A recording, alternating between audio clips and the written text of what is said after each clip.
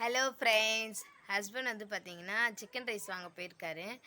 நல்ல சாப்பாடு சாப்பிட்டு ரொம்ப நாள் ஆச்சு. டெய்லி வீட்டு சாப்பாடு தான் சாப்பிட்ருக்கோம். அவர் இங்கே இருந்தாருன்னா வாரத்தில் ஒரு நாள் வந்து பிரியாணி அந்த மாதிரி சிக்கன் ரைஸ்லாம் வாங்கி சாப்பிடுவோம். இப்போ வந்து பார்த்தீங்கன்னா இப்போ இந்த 2 வாரமாகவே எதுவுமே நாங்கள் சாப்பிடவே இல்லை. அதனால் ஆசையாக இருந்தனால சொல்லிட்டு வாங்கிட்டு வர சொன்னேன். வாங்கிட்டு வர தான் போயிருக்காரு.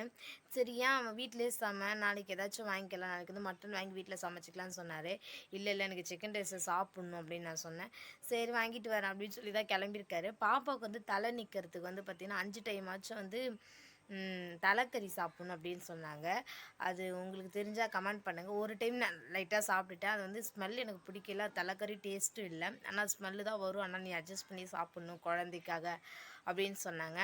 அதனால் ஒரு டைம் சாப்பிட்டேன். சரி ஹஸ்பண்ட்டை சொன்னேன், நாளைக்கு வேண்டாம், இந்த நேரத்துக்கு வேண்டாம், இன்றைக்கி ஃப்ரைடே, அடுத்த நேரத்துக்கு எடுத்துக்கலாம், எனக்கு இப்போதைக்கு சிக்கன் ரைஸ் வேணும்னு சொன்னேன். அதனால் சொல்லிட்டு வாங்க தான் போயிருக்காரு. எப்பவுமே வந்து நேற்று வரக்குள்ள வந்து எனக்கு சிக்கன் ரைஸு, பிரியாணி, பானிபூரி, நூடுல்ஸ்லாம் சாப்பிட்ணும் ஆசை. அப்போல்லாம் சாப்பிட்டோம். பாப்பா பிறந்ததுலேருந்து இப்போ எதுவுமே சாப்பிட்றதே இல்லை. அதனால் சொல்லிட்டு வாங்கிட்டு வரேன் அப்படின்னு சொன்னார். நேற்று அங்கே ஊர்லேருந்து வரக்குள்ள எனக்கு வந்து பானிபூரி வாங்கிட்டு வந்துட்டார். சாப்பிட்டேன். பாப்பாவுக்கே ஒத்துக்கலை.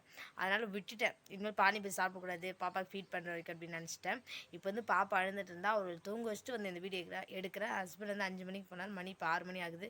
முடி வெட்டிட்டு அதுக்கப்புறம் சிக்கன் ரைஸ் வாங்கிட்டு கொஞ்சம் வீட்டுக்கு தேவையான பொருள் வாங்கிட்டு வருவார். வந்தோடனே பார்க்கலாம். சிக்கன் ரைஸ் பார்த்தோன்னே முகத்தில் ஒரு சந்தோஷம் பாருங்களேன். ஃப்ரெண்ட்ஸ், ஹஸ்பண்ட் வந்து போயிட்டு வாங்கிட்டு வர்றதுக்கு லேட் ஆகிடுச்சு. முடி வெட்டுறக்கெல்லாம் லேட் பண்ணிட்டாங்க.